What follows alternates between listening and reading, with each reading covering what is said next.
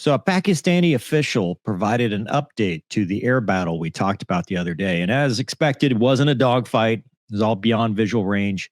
But it's a very interesting case study in modern air combat. So we're going to take a look at the video and what they said. I'll try to explain what I can. 3, 2, 1, fight off.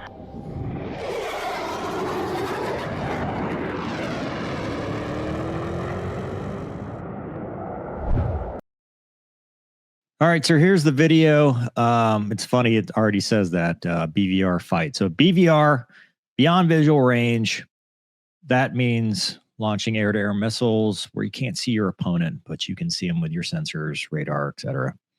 Let us play. We call it the new art of war.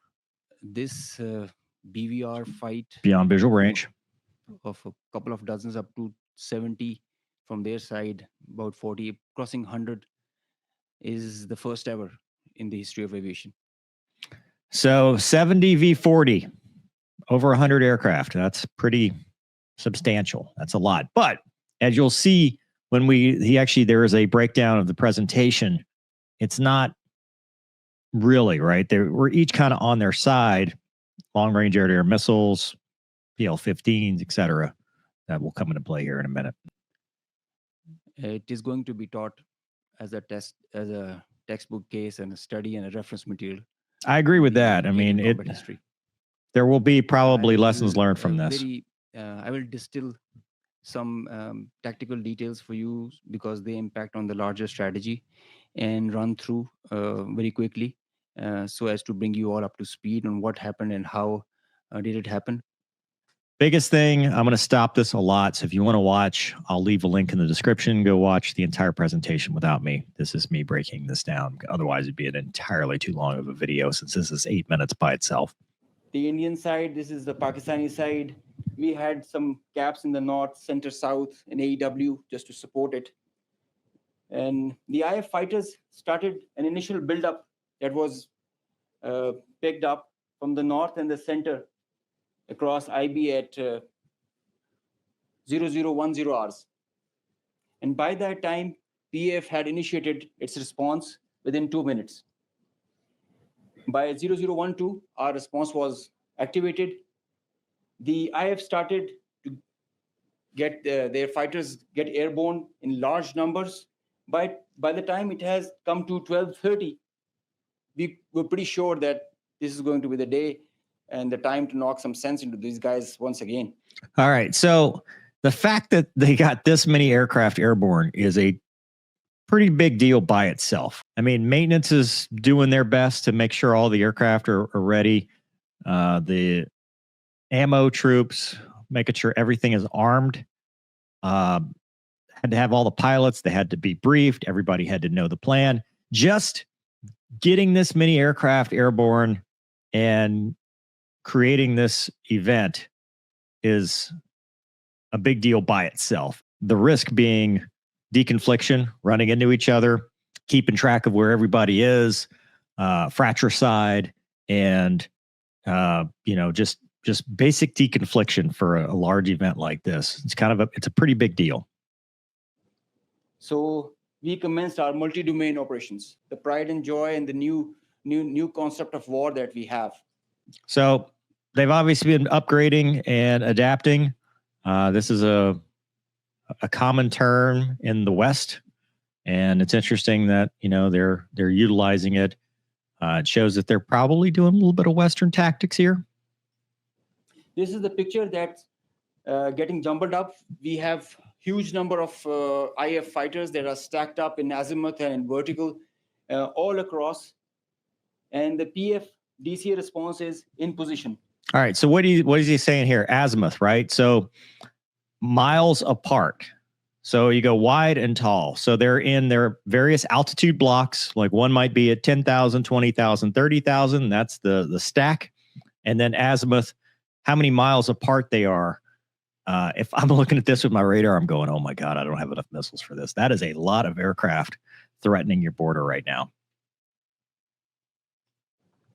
The complete package, when it gets into shape, it is on 4 axes, and we perceive that they will have 4 incisions just to embroil. up to 60 aircraft, including 14 Rafales. 60 aircraft, 14 Rafales. Remember, India got the Rafale instead of the Super Hornet.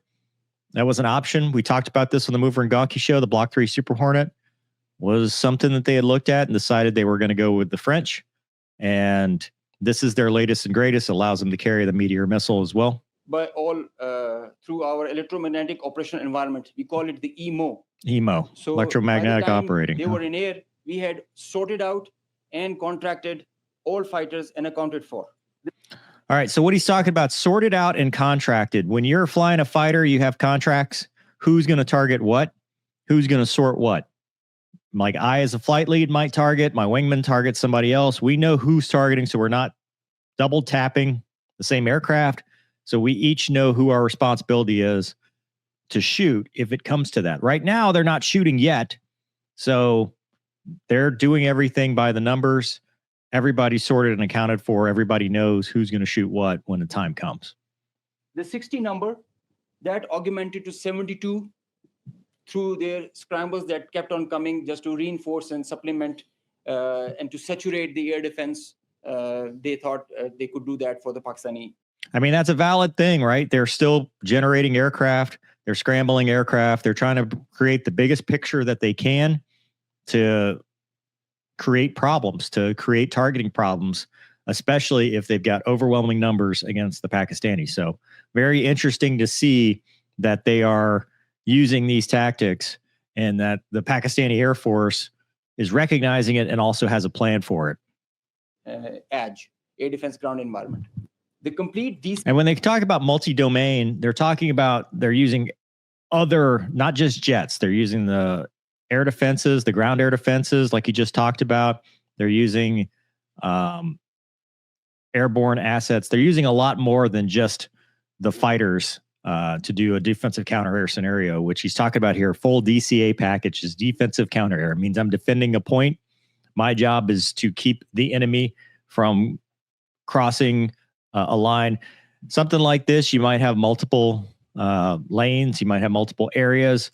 Everybody's responsible for targeting their own specific area, and it looks like it's a very coordinated response. DCA package response by Pakistani side was also there.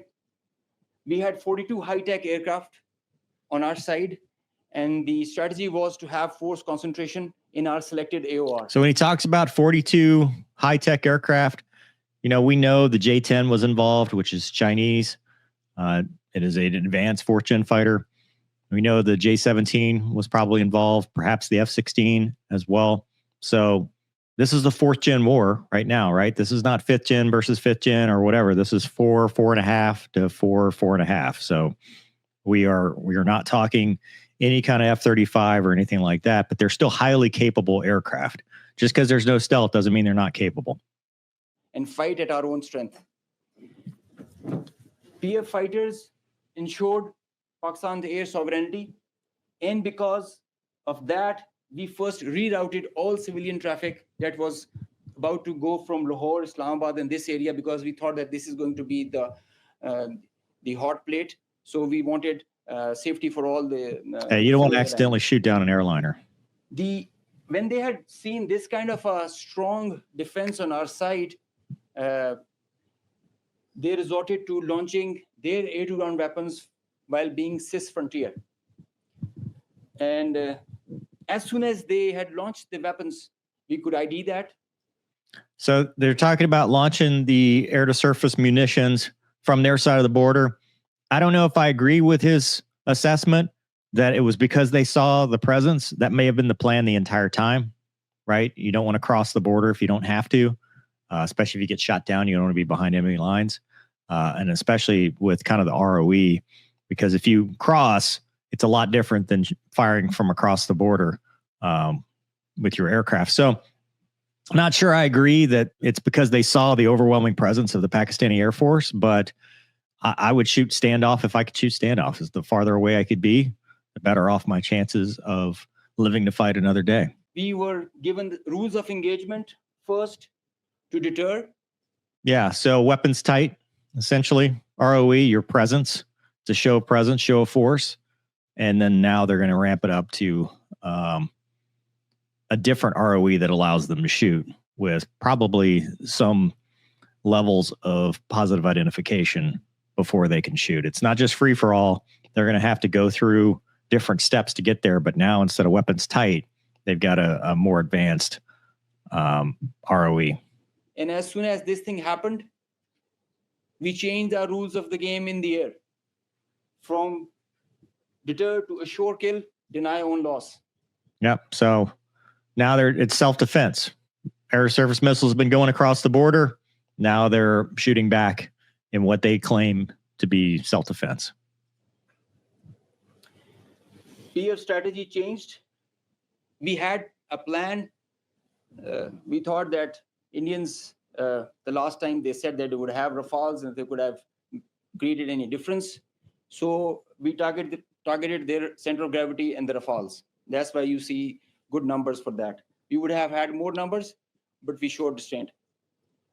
Ladies and gentlemen, the thing about this whole playtime was this thing lasted for more than an hour. That's impressive by itself. Typical play times with fighters, 20, 30 minutes. An hour means more than likely you're saving fuel, you're sauntering to save fuel. You might have to go back and refuel, do a cap swap to allow one set of fighters to go to the tanker or to refuel on the ground, I guess, if they don't have tankers, which I think they have tankers, but to refuel and come back and do that swap. So, because you're not going to stay airborne a full hour with combat loadouts. Now, I guess if you're just orbiting, you might, but you wouldn't have a whole lot of playtime. So the fact that they were able to do this for an entire hour is pretty impressive as well. With so many large number of aircraft, so many large number of aircraft on both sides, with so many grinds and the flow of the BVR, the modern warfare has changed so much that the long stick, the employment is if you don't shoot, you get shot. So basically what they're saying is that, you're shooting, you're turning cold, you're going back hot, the back and forth. The whole idea is for you to be able to shoot and kill them before you're in range of their weapons.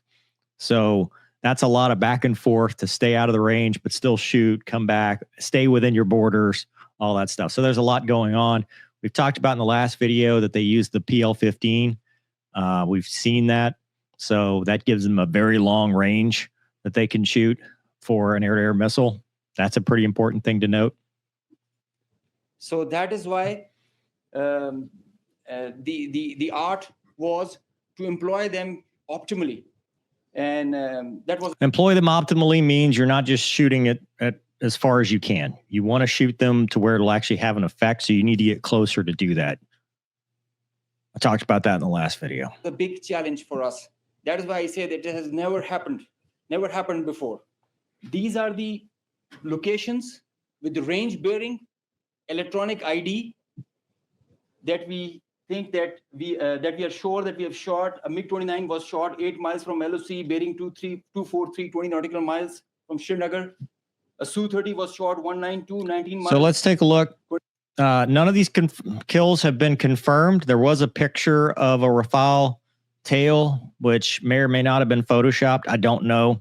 So, but none of this has been physically confirmed other than this is just what he's saying. So we don't specifically know this, but we'll take their word for it because the Indians haven't denied, confirmed. We don't know specifically, but Su-30 MKI, a little surprising, but again, first look, first shot opportunity. Rafale, a UAV, that's almost a gimme. So they're saying 3 Rafales, 1 Su-30, 1 MiG-29. 25 miles from LOC. We have the exact details because you cannot, in the modern battlefield, you cannot conjure up things out of imagination. You have an electronic ID. The aircraft gets picked up by his data link. As soon as you put on your radar, you show yourself. And nobody can hide, nobody can deny that. Yeah, that's true. Everything is emitting something and everything can be seen. It's just whether something actually went down in enemy territory, right? Because it's in India. They have no real way of verifying it, and none of this is verified other than the fact that they shot a missile, they believe it hit, and maybe it wasn't emitting anymore after that. But that being said, I'm not going to argue because we don't know one way or the other. A Rafale was shot 54 miles from LSC in Srinagar. So you can have all these details. We have exact range bearings because and when you employ your weapon, you know exactly when the missile is getting active, when it is getting, and the blip is disappearing, which is verified as you get down for the debrief. So none of the claims. So that's mostly true, right? You know, if you're supporting and you're looking at it on your radar and it's there and then it's not, makes sense. I don't know. You know, I don't know how far down they were keeping radar contact with the missile. They don't need to, right? So I don't know. It seems like a big claim. We know probably at least one though. Have any fat in them. So they are pretty clear, pretty concise, pretty accurate. And I have a... And the fact that he keeps trying to explain himself kind of raises questions. Usually you just state it and move on. I don't know why he's making such a big deal about it. From a Rafale formation that I will share. The call sign is Godzilla. As soon as those animals are extinct, so this one also got extinct. I love the trash talking in the middle of the brief.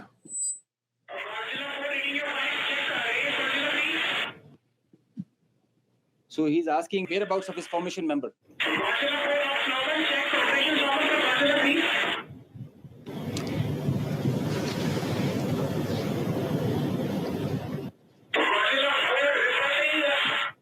I don't. Okay, they saw an explosion here. So the formation knows. His leader knows that his number, one of his flight member is not there. They have an RT. This is the original RT that they are exchanging, and they're asking about his position. Yeah, so I don't know about all that.